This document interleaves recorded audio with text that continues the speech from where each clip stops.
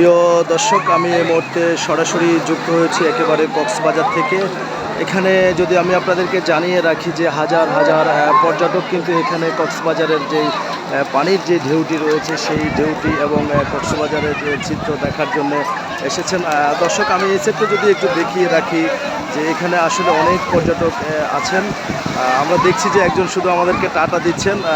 দর্শক, এখানকার সর্বোপরি যদি আমি আপনাদেরকে জানিয়ে রাখি, দেখার মতো সুন্দর একটি স্পট এবং বিশাল একটি পর্যটক কেন্দ্র এই কক্সবাজার। এখানে হাজার হাজার মানুষের কিন্তু দেখা যাচ্ছে এবং স্রোত যেটা দেয় যদি আমি আপনাদেরকে জানিয়ে রাখি যে প্রিয় দর্শক, একেবারে স্রোতের ভিতরে কিন্তু আমি উঠে গিয়েছি।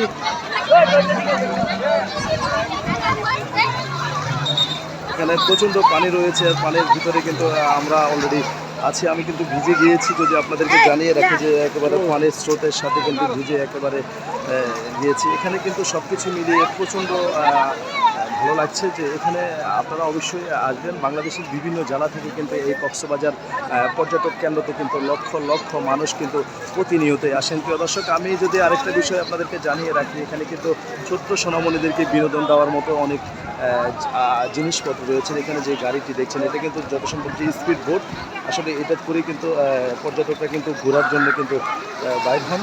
যদি আপনাদেরকে একটু জানিয়ে রাখি যে আমরা এখন কথা বলবো। আসসালামু আলাইকুম, আপনি কোন জায়গা থেকে এসেছেন? আমি নোয়াখালী থেকে আসছি। নোয়াখালী থেকে এসেছেন। এই সর্বপ্রথম এসেছেন না আরও এসেছেন? না, আরও আসছি।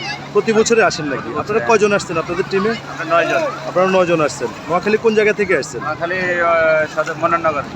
প্রিয় দর্শক, নোয়াখালী সদর উপজেলার মান্নাননগর বাজার থেকে এসেছেন। আপনি কোন জায়গা থেকে এসেছেন? নোয়াখালী থেকে আসছিলাম। আপনিও নোয়াখালী থেকে এসেছেন। আপনি? নোয়াখালী থেকে। প্রিয় দর্শক, আসলে এখানে আমি সব কিছু মিলিয়ে যদি আপনাদেরকে জানিয়ে রাখি যে বাংলাদেশের 66 জেলা থেকে কিন্তু পর্যটক কিন্তু এখানে ঘোরার জন্য আসে। আমরা কিন্তু নোয়াখালীর টিমের প্রায় এখানে 3 জনকে পেয়েছি।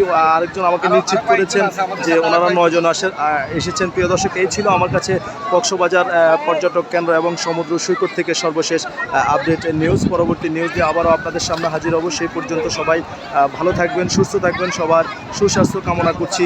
আল্লাহ হাফেজ।